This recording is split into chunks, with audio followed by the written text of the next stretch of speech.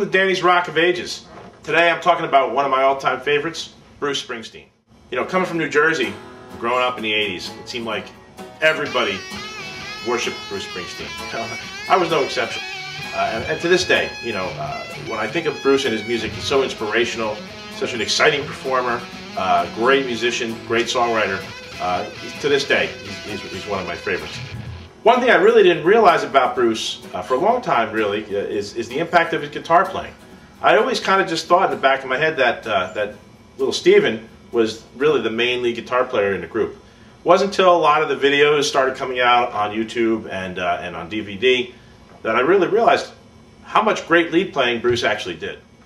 But my all-time favorite Bruce performance is the 1978 tour version of Prove It All Night.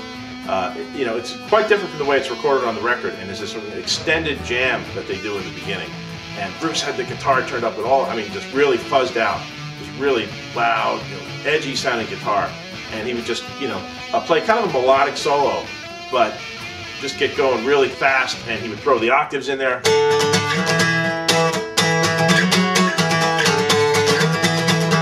And really just create tons of energy and noise, but a real beautiful noise with that solo that was just so exciting. And then finally, the whole band would just launch into the actual song, and it was just thrilling. I know there were a lot of people out there, Bruce Springsteen fans, who really believe that, you know, they're Prove It All Night '78 crowd. I mean, Bruce even talked about it on an interview, and that's just a great moment. You know, if you really want to get a feeling for what makes Bruce so great live, I mean, because that's what everybody talks about, just watch some videos of him for the 1978 tour.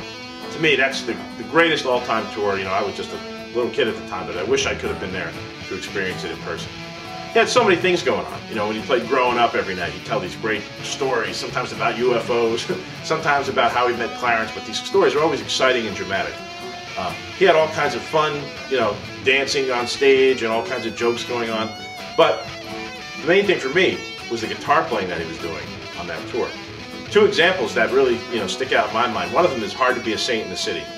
On that song, he uses call and response, which is pretty much an old blues technique. You know, one guitar player will play a little bit of a lead, a little riff, and then, you know, the other guy in the band will kind of copy it, maybe add to it.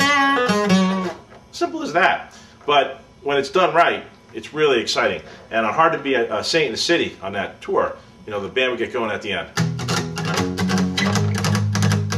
And Roy's going on the piano, Max is getting in on the drums, and then all of a sudden, the call and response between Bruce Springsteen and little Steven really, you know, gets kicking it up a notch with the energy, and you just hear, you know, these wailing, you know, solos back and forth. A lot of nights it was really wild. I mean, not very smooth, but just tons of intensity, and it was really exciting to listen to.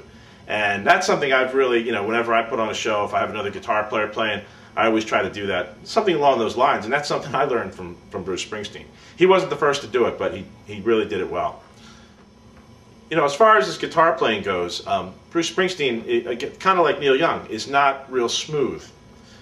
You know, he's not all that preoccupied with really, you know, great technique.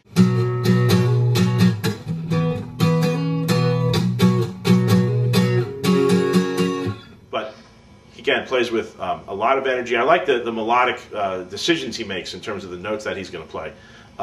But, you know, he really is aggressive in the way he plays the guitar. I always feel like he's going to bend those strings, you know, they're just going to pop because he's bending the strings so hard.